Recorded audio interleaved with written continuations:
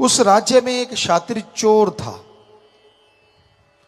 ऐसा शातिर चोर जो कभी पकड़ा नहीं गया।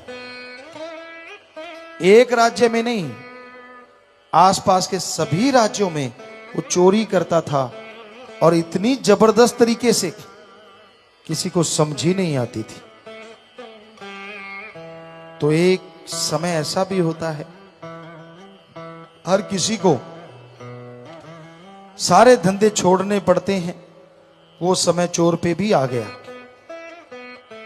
वो दुनिया छोड़ने लगा, बीमार हो गया। उसका बेटा था, चोर का बेटा चोर, उसने बना रखा था। कहने लगा, बेटा मैं जा रहा हूं, मुझे लग रहा है कि मर जाऊंगा, बीमार हूं, उठ नहीं पाऊंगा, लेकिन एक बात याद रख, चोरी कभी छोड़ना मत। वो कहने लगा, पापा क्या सावधानियां बरतनी चाहिए। उस जमाने में यह होता था कि जिसके पास सामान मिल गया वो चोर। कहने लगा, जब चोरी करो सबसे पहले सामान को खुर्द-बुर्द करो,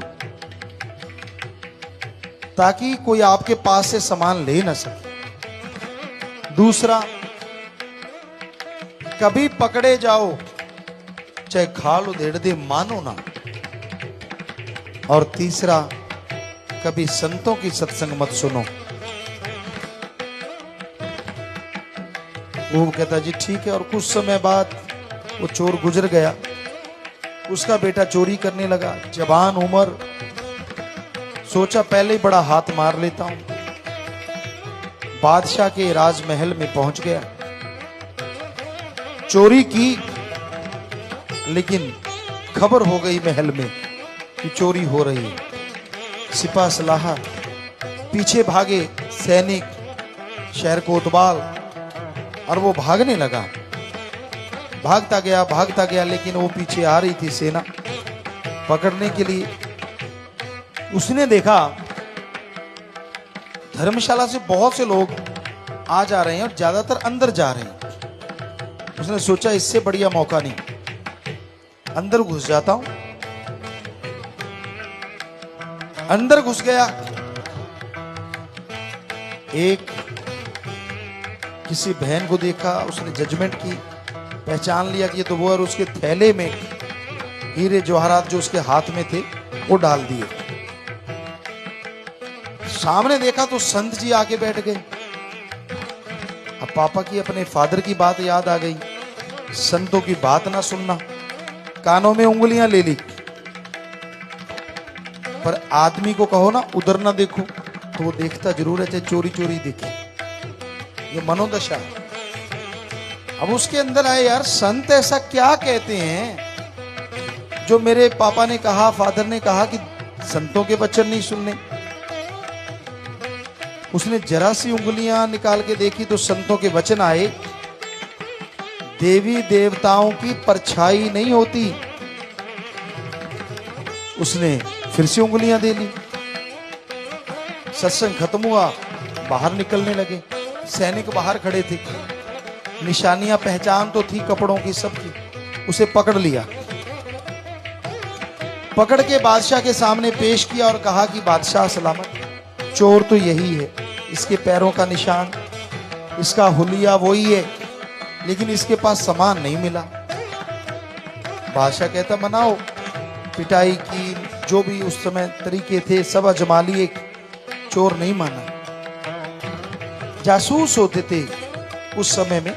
एक औरत कहने लगी, बादशाह अगर आप मेरे अकॉर्डिंग चलो, मुझे हुक्म दे दो तो मैं इस चोर से चोरी निकलवा लूं। बादशाह कहने लगा, तू देख ले भाई। और उधर जेल खाने में वो चोर बैठा है, सोच रहा है, यार संतों ने कोई बुरी बात तो कही नहीं, उन्होंने तो कहा देवी देवताओं की परछाई नहीं होती। अचानक क्या देखता है कि दूर जो गेट था उसके पहरेदार धम से गिरे, गेट खुल गया। दूसरा गेट खुला, तीसरा खुला, जितने गेट थे खुलते चले गए। पहरेदार बेहोश, कोई उसकी तरफ आ रहा था, वो डर गया, ये क्या हो रहा है। और जब उसके कोई कमरे में आया तो देख के हैरान रह गया, ये देवी मां जिसकी वो पूजा करता था। तो वो तड़प उठा, चरणों में गिर गया, रोने लगा, आंसू बहने लगे। देवी मां ने उसे उठाया, आंसू पोंछे, सिर पे हाथ फेरा। ओ बेटा, तू मेरा बहुत बड़ा भक्त है, कहां फंसा बैठा है, मैं तो तुझे निकालने आई हूं। और रोने लगा चोर। मां, मेरे लिए आप यहां आई। कहने लगी, बेटा वो तो तू भक्ति करता तो आना ही था। आगे से माता कहने लगी, बेटा एक बात है। चोर कहने लगा, बोलो, जो मर्जी बोलो, जो मर्जी कहो। मां, बेटा क्या तूने चोरी की थी। चोर बताने जा रहा था, ऐसे कहने लगा, मां अचानक मसाल जल रही थी, उसकी निगाह धरती पे गई। धरती पे बहुत लंबी परछाई थी उस औरत की। संतों के वचन याद आ गए, देवी देवताओं की परछाई नहीं होती। चोर समझ गया कि तेरे साथ धोखा हो रहा है। पैर पकड़ लिए, जोर जोर से रोने लगा, मां मैं तेरा बेटा चोरी करूंगा, सवाल ही पैदा नहीं होता। पक्का ही मुकर गया। कहती, बेटा देख ले। कहता, मां तू देख, तू अंतर्जामी, त्रिकालदर्शी, तू मेरे अंदर निगाह मार, मैं चोरी वाला बंदा दिखता हूं, मैं तो तेरा भक्त हूं।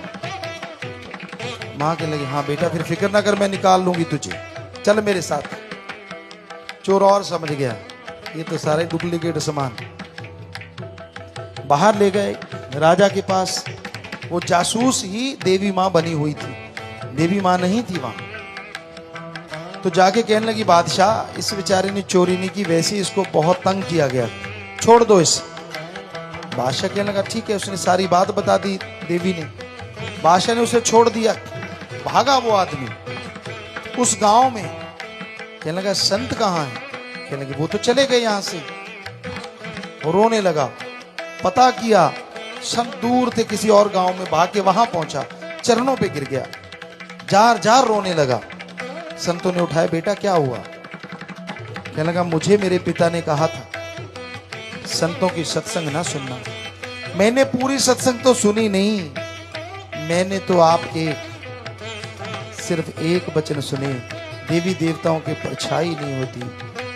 हे महाराज, हे संत, आपकी उस एक लाइन ने मेरे मौत जैसे कर्म को काट के रख दिया, मेरी जिंदगी बच गई। कहीं मैं आपकी पूरी सत्संग सुन के अमल कर लूं तो पता नहीं कितने नजारे मिले और पता नहीं कितनी खुशियों से माला माल हो जाऊं।